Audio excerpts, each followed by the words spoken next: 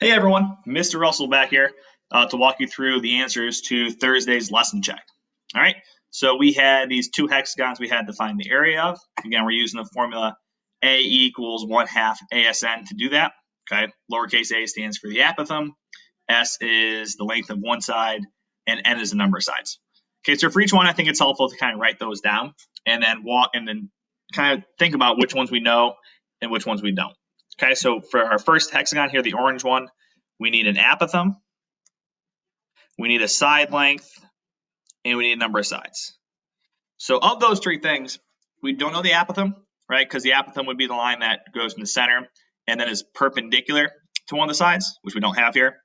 We don't know what the length of one side is either, but we do know the number of sides. It's a hexagon is 6.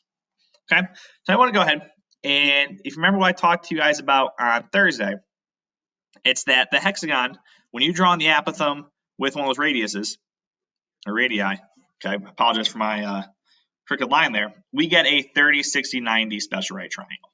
Okay, we're down here, here's our 60-degree angle, up here's our 30, and of course down here's our 90.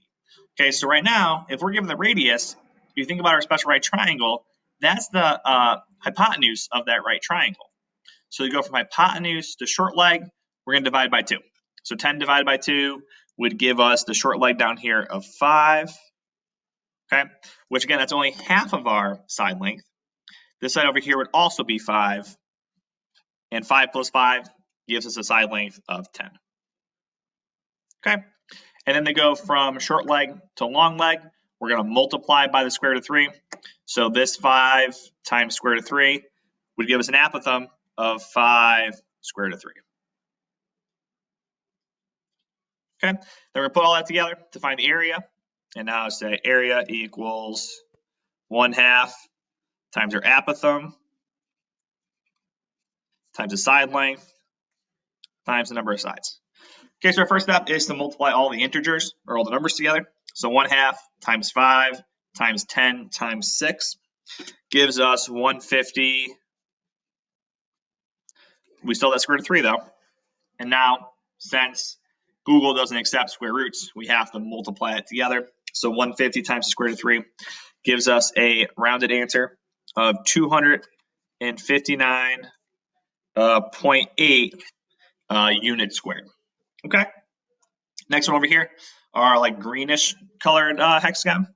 We have the apothem here. All right, so we know the apothem is 4 square root of 3. Okay, but what don't we know? Well, we don't know what the length of one of the sides is, but we do know the number of sides is still 6.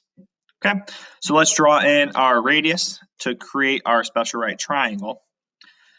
So right now we have the apothem, which is across from our 60-degree angle. So we have the long leg. To go from long leg to short leg, we have to divide by the square root of 3.